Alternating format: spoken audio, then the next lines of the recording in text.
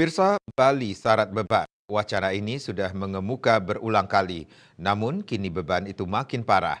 Penduduk Bali nyaris kehilangan rasa nyaman. Kemacetan, investasi rakus lahan, dan harga pangan mahal dikeluhkan. Belakangan, wisatawan asing pun berulah di Bali.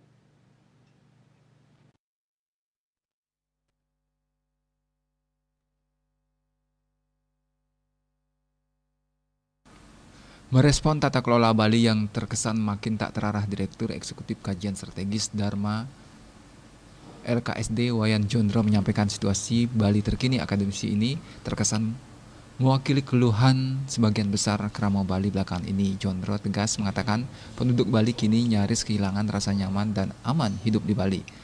Masifnya ekspansi kapital pengusaha pariwisata dalam penguasaan sempadan pantai sudah dalam batas memprihatinkan.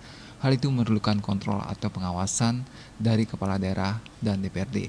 Jangan justru mereka melindungi investor dan merampas hak publik.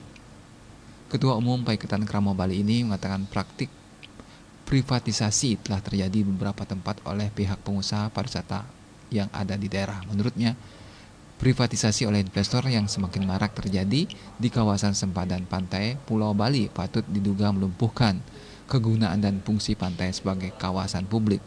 Ini mengusur nelayan dan melumpuhkan perekonomian mereka. Mereka kini tak nyaman di pesisir yang bertahun-tahun menjadi sumber kehidupan mereka. Privatisasi diduga sebagai pemicu nelayan tidak leluasa dalam menambahkan jukung atau perahu di pinggir pantai.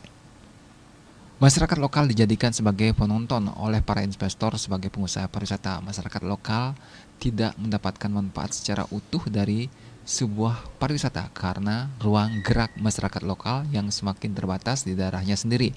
Namun dampaknya dibiarkan oleh aparat, dalam hal ini Pol PP, Dire Arsana Bali Pos.